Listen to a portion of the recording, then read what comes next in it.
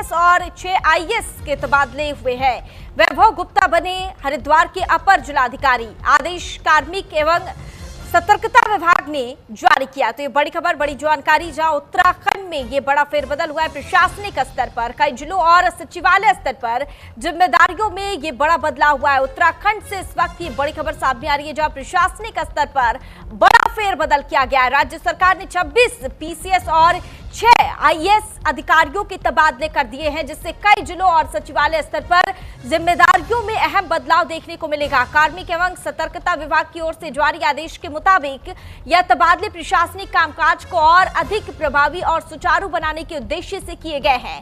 और इस फेरबदल में कई अहम पदों पर नए अधिकारियों की तैनाती की गई है। और इसी क्रम में वैभव गुप्ता को हरिद्वार का अपर जिलाधिकारी नियुक्त किया गया है, जो अब जिले के प्रशासनिक कार्यों में महत्वपूर्ण भूमिका निभाएंगे। सरकार का यह मानना है कि इस तरह के बदलाव से शासन प्रशासन की कार्यक्षमता में सुधार होगा और जनता को बेहतर सेवाएं मिलेंगी। तो अब देखना होगा कि ये तबादले जमीनी स्तर पर कितना असर दिखाते हैं।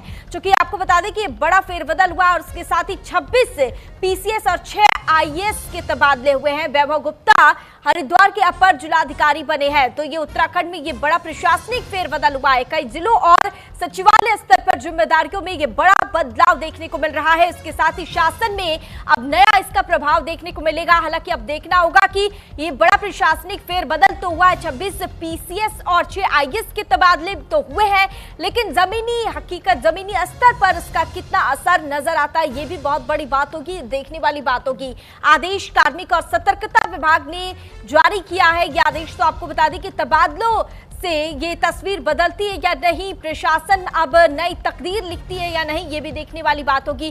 फोन लाइन पर प्रवेश वर्मा हमारे साथ जुड़ गए, हमारे संवाददाता। प्रवेश, देखिए उत्तराखंड में बड़े स्तर पर ये प्रशासनिक फेरबदल हुआ है, इसका कितना असर जमीनी स्तर पर देखने को मिलेगा? प्रवेश जी बिल्कुल, मैं आपको बता दूं कि जिस तरीके से शुक्रवार की देर रात देखा गया कि उत्तराखंड में बड़े पैमाने पर प्रशासनिक फेरबदल हुए हैं, जिसमें ये देखा गया है कि 26 जो पीसीएस के अधिकारी हैं और 6 आईएएस के अधिकारी, आईएएस अधिकारियों में एक मुख्य सचिव जो मुख्यमंत्री के मुख्य सचिव थे, उनको भी कहीं ना कहीं ट्रांसफर किया गया है। लेकिन अभी कुछ आईएएस पीसीएस के जो अधिकारी हैं उन लोगों को नियुक्ति नहीं दी गई है, लेकिन जिले से हटा दिए गए हैं। लेकिन ये भी एक देखने वाली बात होगी कि जो काफी लंबे समय से एक ही कुर्सी पर टिके हुए थे लोग, इन लोगों के ऊपर ऐसा माना जाता है कि जब एक ही कुर्सी पर कोई अधिकारी या फिर कोई भी कर्मचारी टिका रहता है तो उसके ऊपर जिस तरीके से स्थानीय लोगों के या फिर स्थानीय नेताओं के आरोप प्रत्यारोप लगे रहते हैं। तो इसी को देखते हुए लगातार जो लंबे समय से अधिकारी अपनी कुर्सियों पर टिके हुए थे, इसी को देखते हुए मुख्यमंत्री पुष्कर सिंह धामी की ओर से ये देर रात बड़े पैमाने पर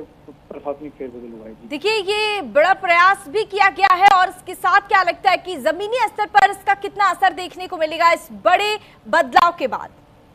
जी बिल्कुल, जिस तरीके से ये देखा जाता रहा है कि जब जब ट्रांसफर हुए हैं तब तब कहीं ना कहीं ग्राउंड लेवल पर कार्यवाहियां देखने को मिली हैं। तो अब ये तो आने वाला वक्त ही बताएगा कि जिस तरीके से अधिकारियों के ट्रांसफर होते हैं तो ये आगे आने वाले जिस भी जिले में तैनात होंगे वहां पर किस तरीके का कार्य बखूबी निभाएंगे या नहीं निभाएंगे, ये तो आने वाला वक्त ही बताएगा। लेकिन जिस तरीके से ये माना जा रहा है कि देर रात एक प्रशासनिक फेरबदल में कहीं ना कहीं अब ये माना जा रहा है कि हलचल देखी जा रही है। और ये भी माना जा रहा है कि सूत्रों की अगर माने तो हो सकता है कि आज या कल में एक लिस्ट और आने वाली है। अब देखना होगा कि वो लिस्ट कब तक आती है और क्या होता है आगे की प्रक्रिया पर। देखिए प्रवेश, आने वाले समय में उत्तराखंड में पर्यटकों की संख्या जो है वो बढ़ने वाली है, चारधाम यात्रा है और इसको लेकर भी ये हो सकता है कि जिम्मेदारियां जो है ये सौंपी गई है, ये बड़ा बदलाव किया गया है।